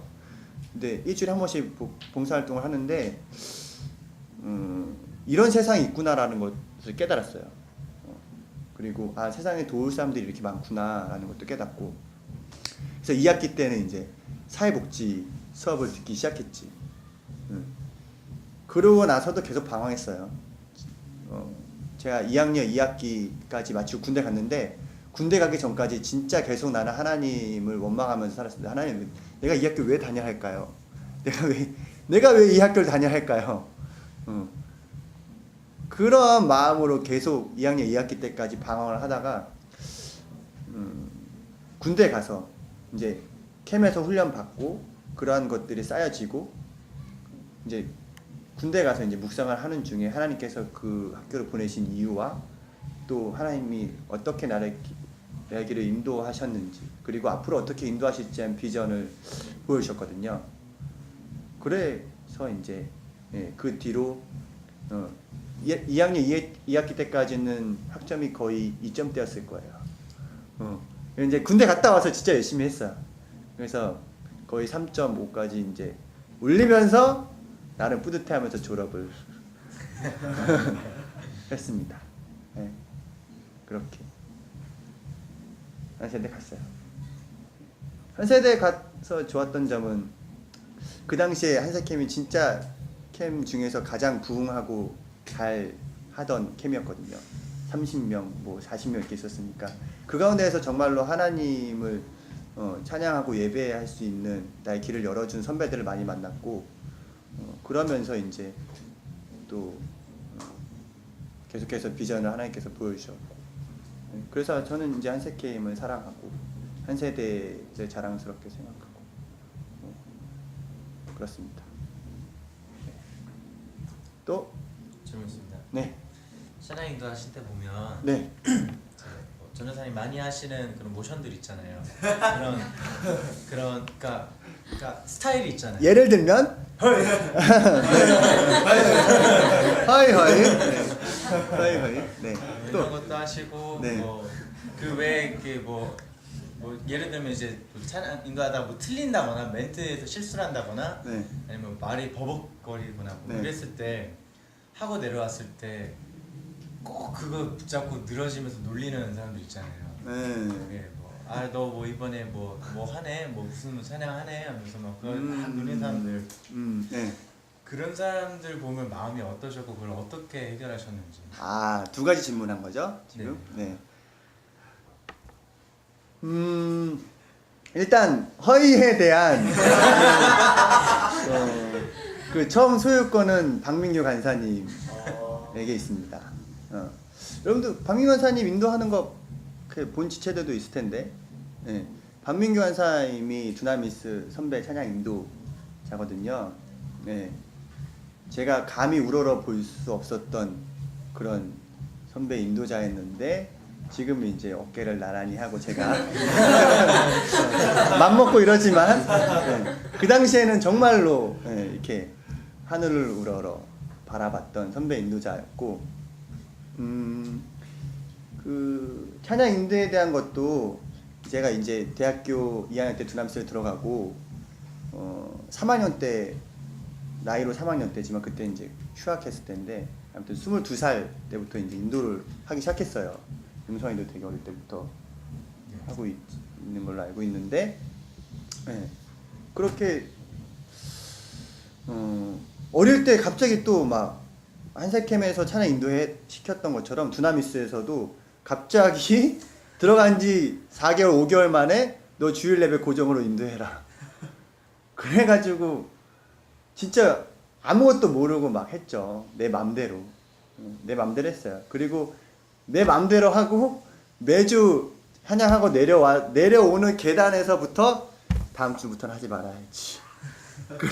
매주 저는 그런 괴리감과 자책감과 내가 왜 이 길을 또 왔을까에 대한 그런 고민들을 또 안고 살아갔던 것 같아요. 그리고 나서 이제 군대를 갔고, 군대 갔다 와서 민규 안사님을 만났어요. 민규 안사님이 두나미스 예전에 찬양 인도를 하시다가 잠깐 싱가포르에 계셨거든요. 제가 두나미스 초기 때는 민규 안사님이 안 계셨는데 군대 갔다 오고 나서 이제 두나미스 담당하는 간사님으로 계셨어요. 그래서 민규 안사님을 만나게 됐고, 민규 안사님에게 양육을 이제 받고 또 예배 인도자에 대한 양육도 해주셨거든요.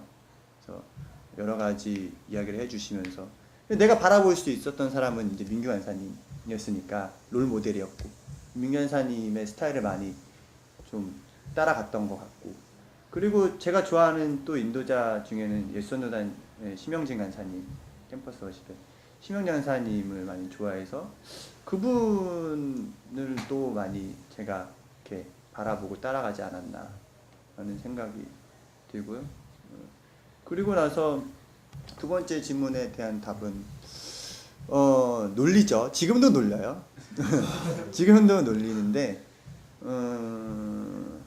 저는 더 오버합니다.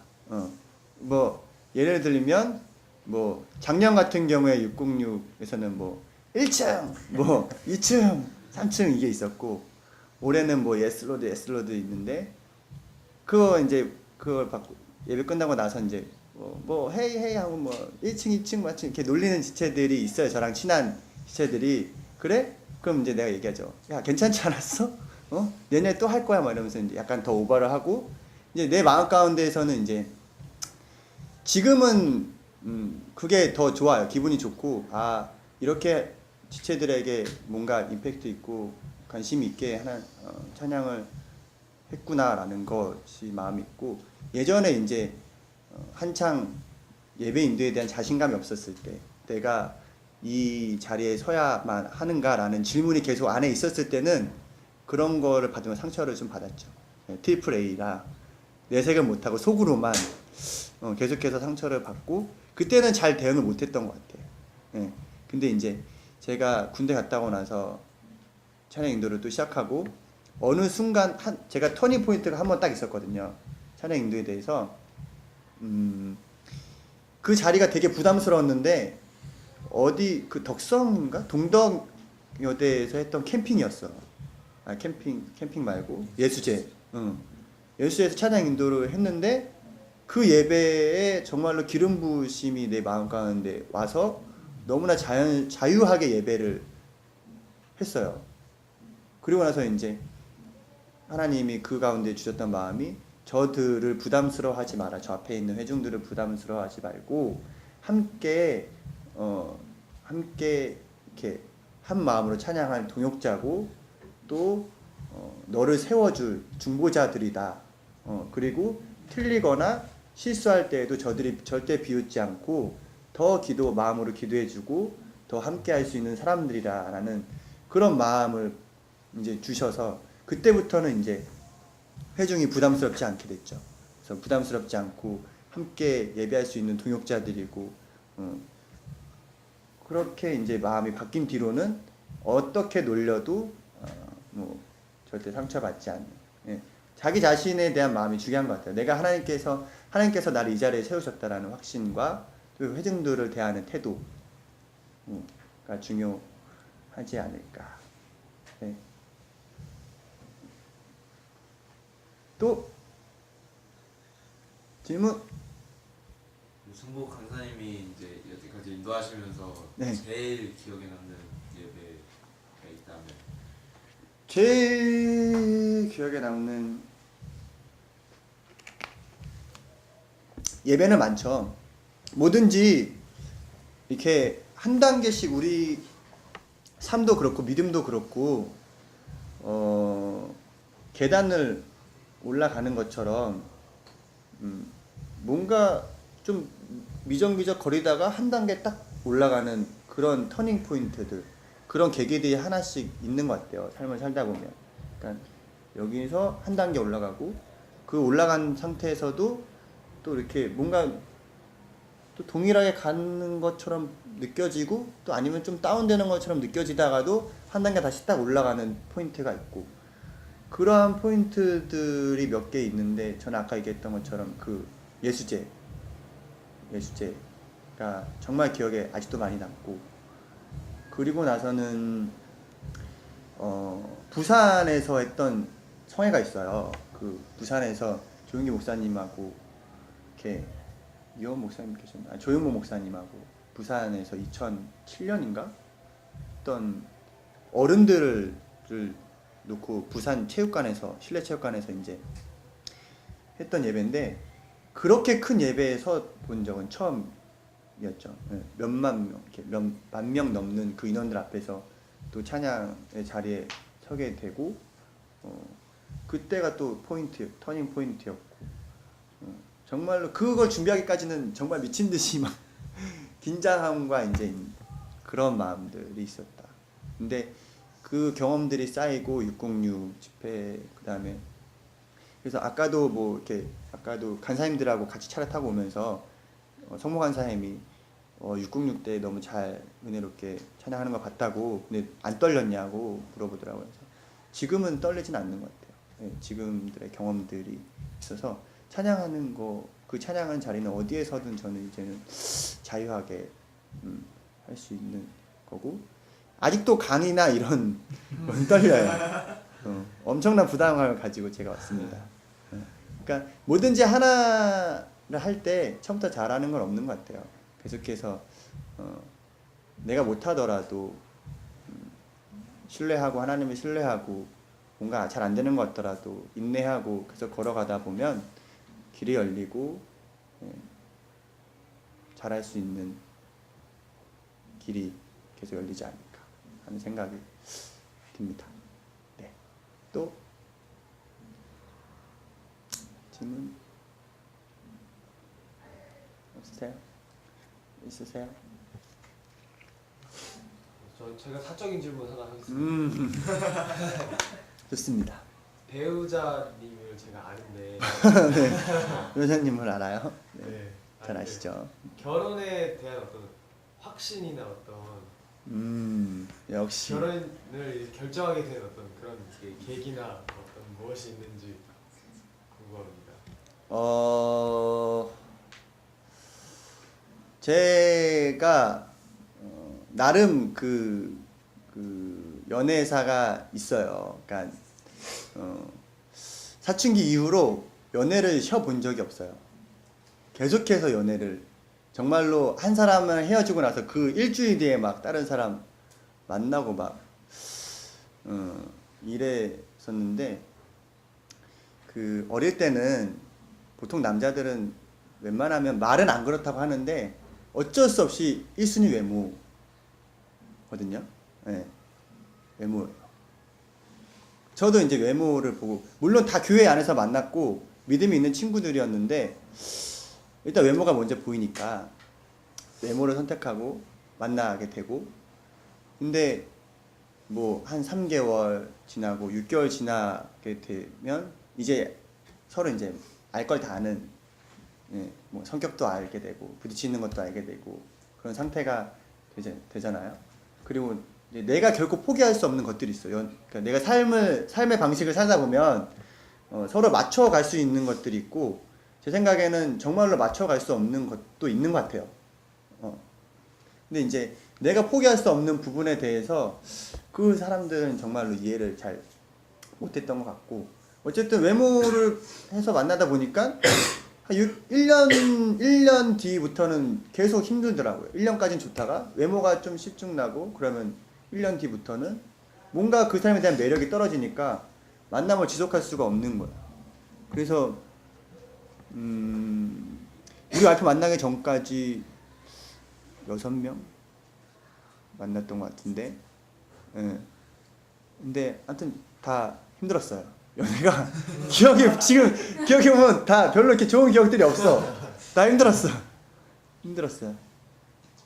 제가 이제 좀 포기할 수 없는 게 뭐냐면 이렇게 어릴 때부터 봉사를 해왔고 이렇게 사역을 했기 때문에 저는 이제 연애 그 사람과 이제 낼 수 있는 시간도 중요하지만 하나님을 섬기는 예배의 자리와 봉사의 자리도 되게 중요하다고 생각을 해서 저는 그걸 결코 포기하지 않는데 상황이 안 될 때 어쩌다 보면 예를 들면 이제 다른 교회예요. 다른 교회 지체고 나는 다른 교회 지체 만나다 보니까 주일날은 다른 교회 섬기게 되고 또 평일날도 이렇게 그 사람이 직장에 다니게 되면 만날 수도 없고 그럼 그 사람은 주말에 만나기를 원하는데 주말에는 내가 온종일 하루 종일 교회에 있고 그 다음에 예를 들면 이제 그런 거로 많이 싸웠는데 예배 끝나고 나서 이제 뭐 밥을 먹으러 가거나 볼링을 치러 가거나 하면 거기 가지 말고 이제 나랑 만나라 달라고 이야기를 했는데 저는 제 나름 기준에선 그게 별로 이렇게 이해가 되지 않았어요. 그 당시 지금은 조금 타협하고 있는데 그 당시에는 되게 확고했어. 이것도 하나님 안에서 나누는 교제고 되게 중요한 일이다라고 있기 때문에 아무튼 그런 여러 가지 뭐 있어요. 근데 그렇게 포기할 수 있는 것들이 있고 그러다가 우리 와이프를 2006년에 만났나? 네, 2006년에 만났는데 그때도 캠에서 이제 그 단기 선교를 가게 되고 캠 안에서 막 그 단체로 카자흐스탄에 또 막 가게 된 거예요. 그래서 그 안에 몇 개 팀이 있었어. 월미 팀이. 그 안에 우리 와이프가 팀장이었고 제가 팀원이었어요. 근데 사람 성격이 너무 좋은 거야. 너무 재밌고 막 이야기도 잘 통하고 막 이렇게 잘 이렇게 장난도 많이 치고 또 기도도 엄청 열심히 하고 막 우리 팀 모임 준비하는데 막 하루에 3시간씩 불 꺼놓고 막 기도시키고 막 그리고 제가 이제 좀 힘들어하고 좀 방황하고 막 잘 적응하지 못할 때 바쁘다는 핑계로 이렇게 여의도 공원에 가서 이제 상담하면서 잘 세워주고 그런 면들이 너무 괜찮더라고. 이제 그 당시에는 다른 여자친구가 있어서 여성으로서 별로 생각을 안 하고 있었고 그냥 되게 나이가 같아서 좋은 친구라고 생각을 하고 이제 그리고 선교를 갔다 왔고 잘 갔다 왔고 전혀 이성의 그런 마음 없이 너무나 잘 갔다 왔고 그러고 나서 갑자기 제가 헤어지게 됐어요. 9월 달에 사귀던 친구가 나보고 이별을 통보하는 거야. 갑자기 되게 저는 군대 갔다 와서 만난 친구라 나름 신중하게 선택했다고 생각을 했는데 그것도 헤어지니까 되게 상처가 되더라고. 상처가 되게 많이 받았어요. 그래서 울기도 진짜 많이 울고 그랬는데 그 선교 갔던 우리 와이프 그때 친구가 이제 많이 친해졌으니까 상담을 이제 잘 해주는 거예요. 상담을 너무 잘 해주는 거야. 잘 위로해주고 이제 원래 이제 잘 통했으니까 그렇게 좀 친해지고 여자친구 없으니까 좀 부담감 없이 뭐 만나게 되고 밥도 먹게 되고 하다 보니까 그 자매가 나에게 조금 뭔가 다른 마음이 있다라는 게 막 느껴지기 시작했어. 살짝 느껴졌어. 어떻게 해야 할까 되게 고민을 많이 했어요. 진짜로. 왜냐면 내가 원하고 내가 생각했던 외모 스타일의 사람이 아니었기 때문에 남자들은 이렇게 좀 이렇게 아담하고 이렇게 청순하고 이런 그런 뭔가 있잖아. 그런 게. 근데 우리 와이프는 되게 털털하고 막 남자답고 막 무섭게 생겼어요. 아시는 분 아시겠지만 무섭게 생겼어요. 얘기해도 돼. 여장부야, 여장부. 캠 회장 출신이거든. 여장부 스타일이에요. 그래서 그런 마음, 나도 좋긴 좋은데 외모 때문에 너무 고민되는 거야 막. 진짜로 만나고 싶은데 외모는 아니고 또 막상 만나고 나서 외모 때문에 금방 헤어질 것 같고 진짜 고민을 하다가 일단 잘 맞으니까 만나보자. 그리고 이제 만났는데 계속 만나다 보니까 외모는 안 보이더라고요. 그 안에 있는 내면의 그 사람의 진실성, 마음들, 그리고 기도하는 사람, 그리고 사람을 세워줄 수 있는 사람, 인 걸 많이 느꼈고, 그 다음에 의외로 애교가 많아요. 이렇게 남녀 관계는 몰라. 이렇게 겉에서 보면 모르는데 진짜 만나다 보면 서로의 어떤 그런, 제가 애교 있는 사람을 되게 좋아하는데 그런 면도 맞았고, 그러니까 그런 거 하나하나가 되게 잘 맞았던 것 같아요. 그래서 제가 포기할 수 없는 부분이 또 뭐냐면, 저는 진짜 그 와이프만 바라보고 사는 해바라기 같은 사람은 절대 될 수 없거든요. 내 사역도 중요하고 내 주변의 사람들도 되게 중요하고. 근데 우리 와이프는 나랑 스타일이 비슷해. 나보다 친구들이 더 많아. 그리고 나보다 모임들이 더 많아. 매주 토요일마다 우리는 따로, 와이프는 와이프대로 놀고 나는 나대로 놀고, 이런 적도 많고, 물론 같이 하는 시간도 분명히 중요해서 같이 할 수 있는 시간들에는 같이 가서 데이트도 많이 하고 하죠. 그러니까 그런 부분들이 되게 많이 잘 맞았던 것 같아요. 그래서 내가 결코 포기할 수 없는 부분들까지도 잘 맞았고 이해해 주었기 때문에, 그래서, 그리고 언제나 기도하는 사람이었고 무릎 꿇는 사람이었고 하나님 앞에 순종하려고 했던 사람이었고, 그래서 이제 결혼을 결심하게 됐죠. 네. 지금에 와서 후회는 안 하는데, 안 맞는 건 또 안 맞는 거더라고요. 결혼해도 안 맞는 건 역시 안 맞아요. 그 잘 맞는다고 생각해서 결혼했는데도 안 맞는 부분은 진짜 또 안 맞는 부분들이 많아요. 네. 결혼은 참 어려운 거다 라는 생각이 들고, 그래도 그런 마음들, 예. 여러 가지 장하게 얘기했는데, 예. 내면에 있는 사람 같이, 그리고 사람을 세워줄 수 있는 사람, 또 자기 자신을 사랑할 수 있는 사람, 그게 되게 중요한 것 같아요. 자기 자신을 사랑하는 사람이 남도 사랑할 수 있거든요. 그러니까 내가 나를 어떻게 바라볼 수 있는 사람이냐, 그런 가치관이 되게 중요한 것 같고, 나를 사랑할 수 있는 사람을 만났으면 좋겠고, 그 다음에 서로가 다른 삶을 걸어왔기 때문에 가치관이나 이런 게 많이 달라요. 근데 분명히 서로 맞추고 타협할 수 있는 부분들이 있고, 진짜로 내가 아무리 노력해도 안 되는 건 안 되는 거거든. 그건 있어요. 그런 부분까지도 용납하고 이해할 수 있는 사람이면 결혼할 수 있지 않을까.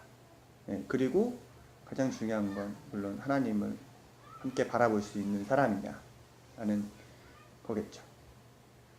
네.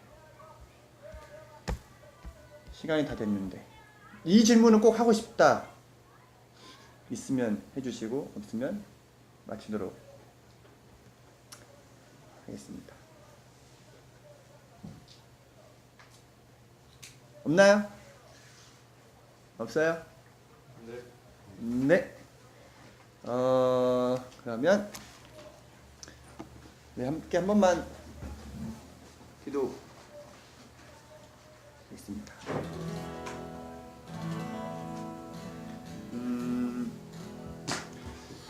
강의 내용 한번 눈을 감고 생각해 보시고요. 어떤 것들이 내 마음 가운데 남았는지, 네, 어떤 것이든 상관없습니다.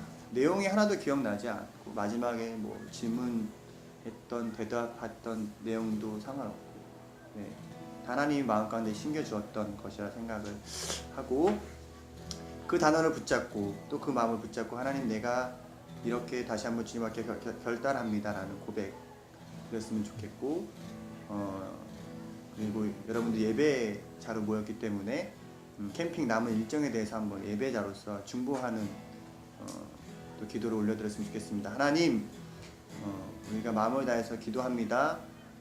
예배자들이 있는 이곳에 하나님의 눈이 있게 하여 주시고, 하나님의 나라가 임하게 하여 주시고, 하나님의 뜻이 이루어지는 이 캠핑 시간이 되게 하여 주시고, 거룩한 하나님의 대사들이 이곳에서 하나님의 비전을 발견하고 하나님을 더 깊이 경험하는 이곳이 되게 하여 주시옵소서. 우리 이렇게 강의를 한번 기억하시면서 결단하는 기도와, 그리고 캠핑을 위해서 중보하는 기도, 우리 두 가지를 함께 다 같이 주여 열창하시고 기도하겠습니다. 주여